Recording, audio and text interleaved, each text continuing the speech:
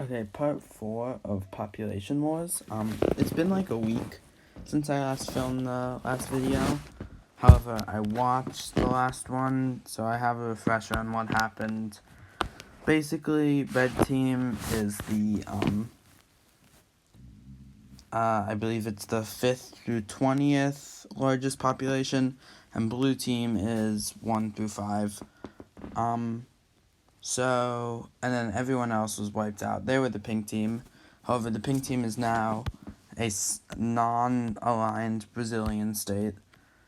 A war just ended. The blue team just lost to the red team, where they lost a bunch of this land, like in Europe, particularly in northern France and the British Isles, and then they had to give up Iceland, Greenland, as well as this area of China, East Turkestan, and Tibet. So the blue team's kind of weak, especially forces which were here, which are mainly like American forces, so they need a bit of time. And forces in East Asia, I mean, they just need to reorganize. The thing is, they are dealing with one of the largest. We're dealing with 1 to 5 in population, so they could easily gain the numbers back. The blue team doesn't like that Brazil is being run by not them, so they start their invasion from the north. Eventually they manage to push down, due to the fact that they're not really ready for war. They manage to quickly push from both sides. The offensive is made, they capture Sao Paulo, Rio falls, and with that, all of the Americas is united. This prevents the pink team from siding with the red team at the last minute. So, yeah. So now the blue team and red team are the only two nations left. And, how should this start? Let's say a war starts. This will be the second major war. So the way this war works is the red team really just shifts their entire focus into taking out this East Asian region, and once they could do that, they could focus on the Americas. However, it's not easy. I mean, this is East Asia you're dealing with, and South Asia. Their plan is to cut off, like, here with Bangladesh, and then focus on India, and then Southeast Asia, and then eventually focus in on East Asia. So, they start with this plan in action. They manage, okay. The Himalayan mountains are right here. Is it possible for them to actually invade through the Himalayan mountains?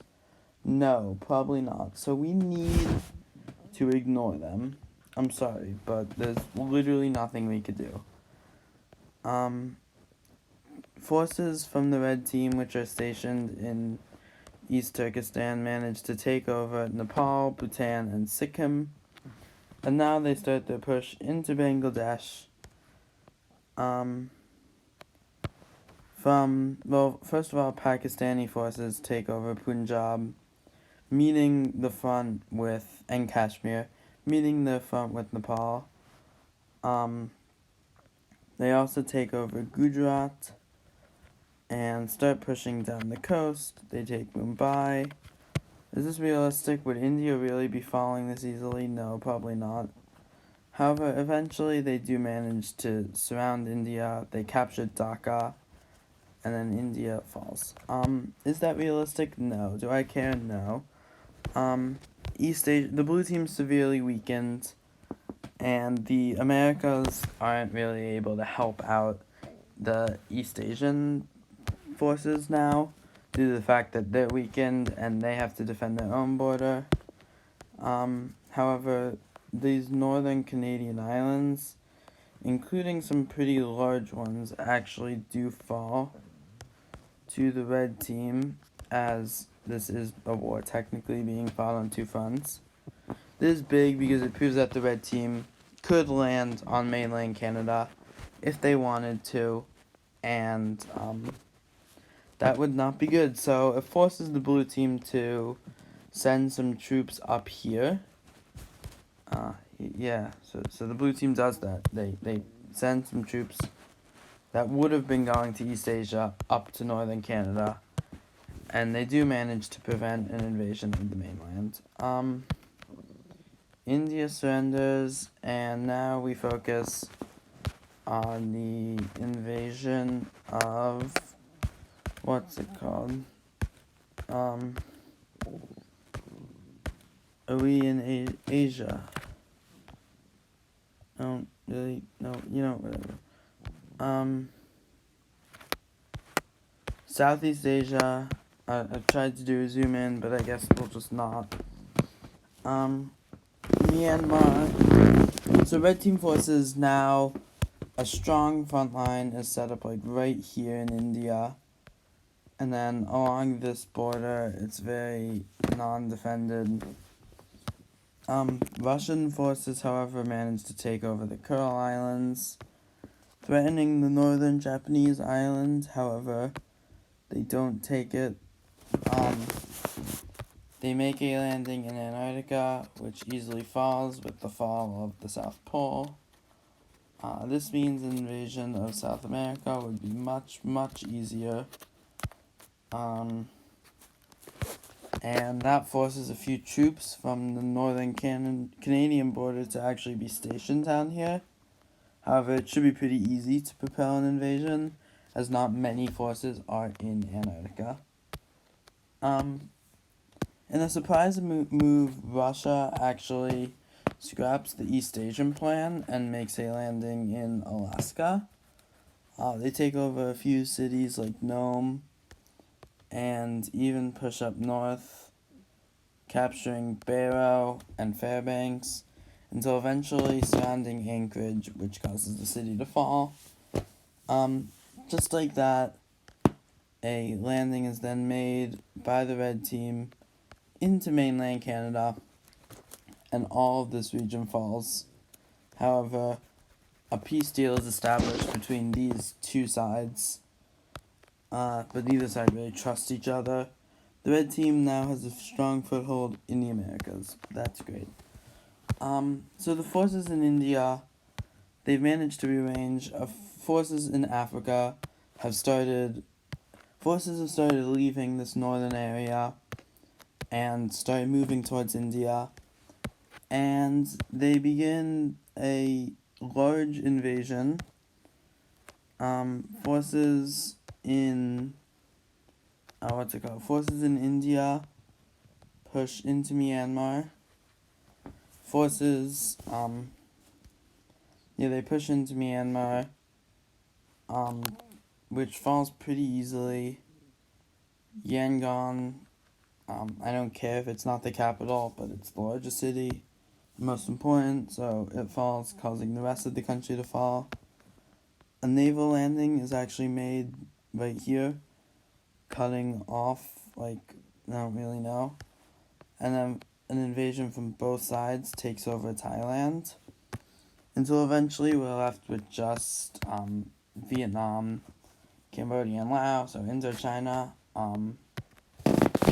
Chinese forces are hoping to keep, East Asian forces are hoping to keep this area as it establishes a better connection with Indonesia. And American forces are starting to be shipped to China. So a lot of forces are now in the East Asian region, and the Red Team pushes into Cambodia and Laos, and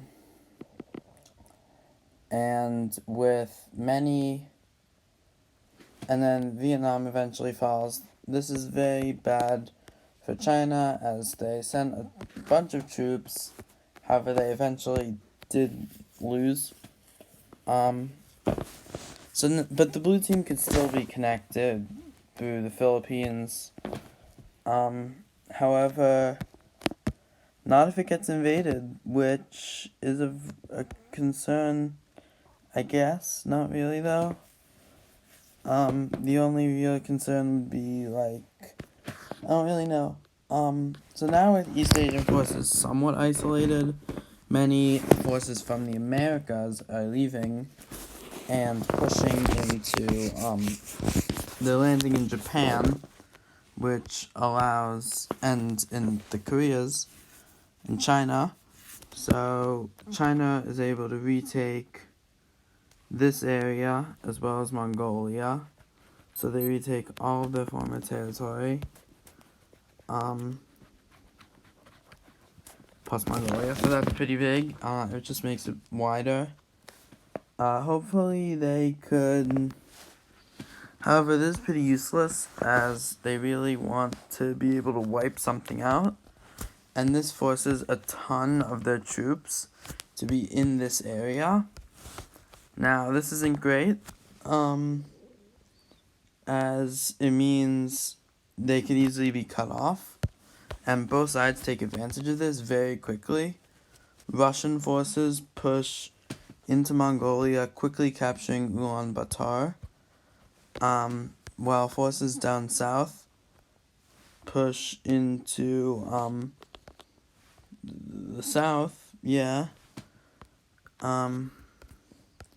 These forces are met and a spearhead is established. The city of Chongqing remains right in the center, and the stage is set for probably the biggest battle of this war, which is crucial and will decide how this war ends up going.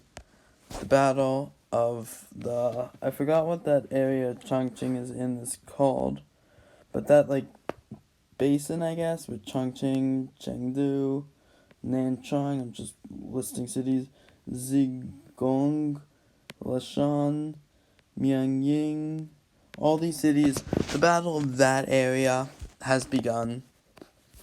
And let's do a zoom in.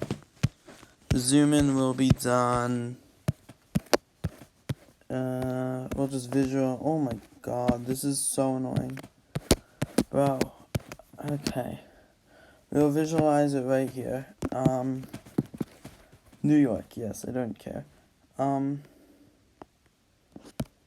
We have the red team with, like, their front here,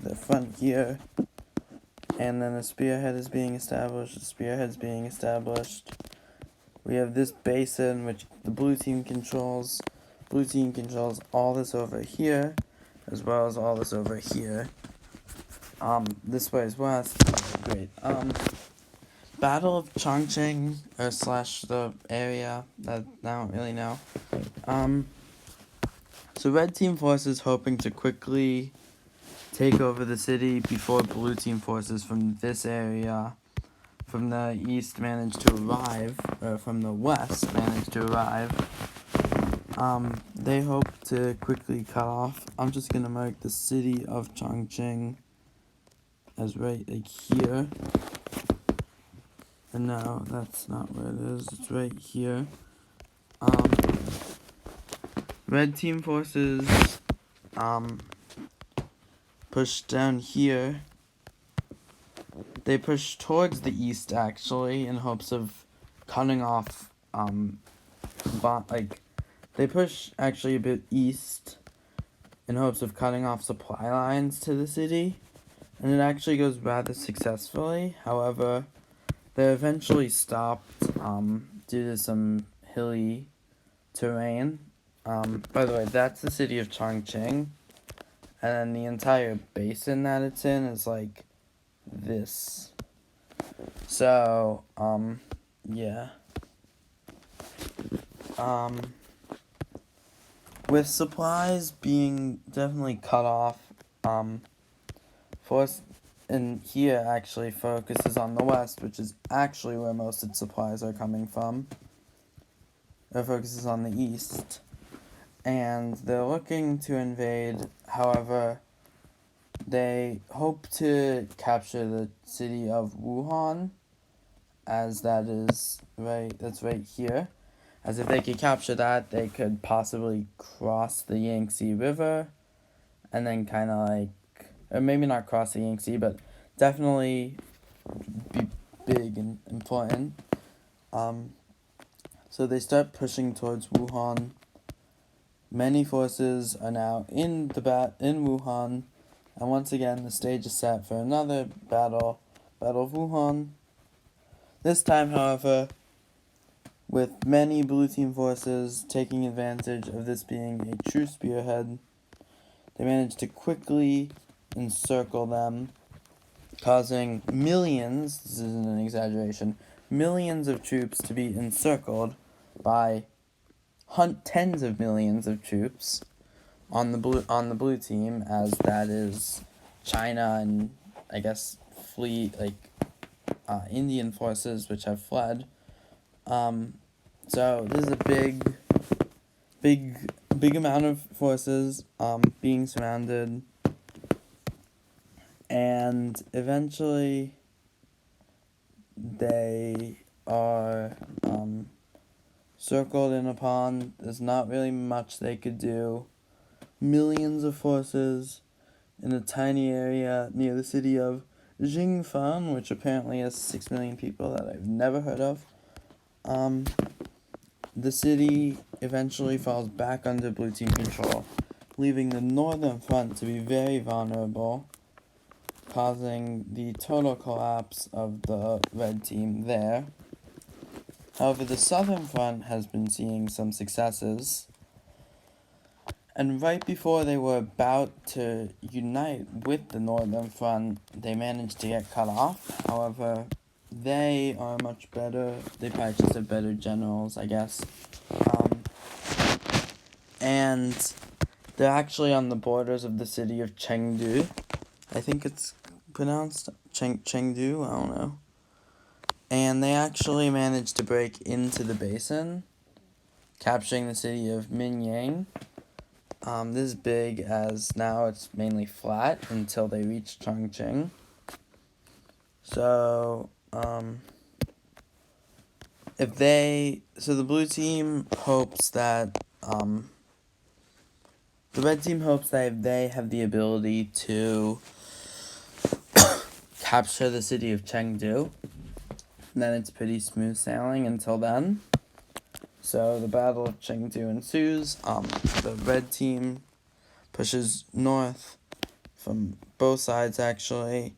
They eventually meet up, surround the city. Millions of troops in the city, however, break the siege, causing the blue team, causing them to allow to flee, which they do, which then again leads to the siege being re-established, and eventually the capture of Chengdu, and with it, Chongqing. The forces actually decide to abandon it.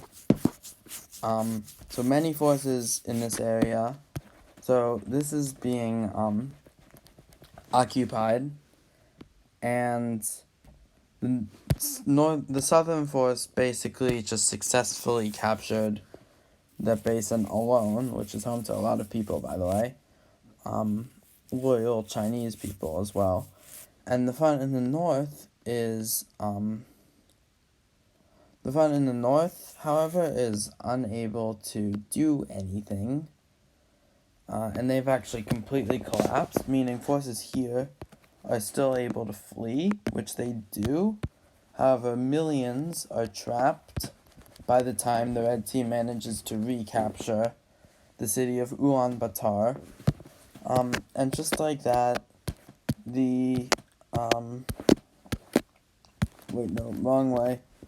Just like that, the battle of that place is a red team victory. However, the troops that they were hoping on surrounding did eventually get away. However, they still surrounded a bunch of troops. And this war has proven that the red team is just logistically better. They've won in France and the UK, and they managed to invade northern Canada. And I'm actually going to end this video with one more thing, and that is the invasion of Canada. Red team forces push from the north. They capture Vancouver. And from there, they push along the northern border, capturing Calgary, Edmonton. Forces start pushing towards Quebec, and into Montreal, which falls, and then eventually Toronto falls, causing Canada to surrender. And just like that, the American border is being threatened for one of the first times in history. The rest of Mongolia falls. I mean, there's not really much you can do. And even an invasion into Malaysia begins, which is successful.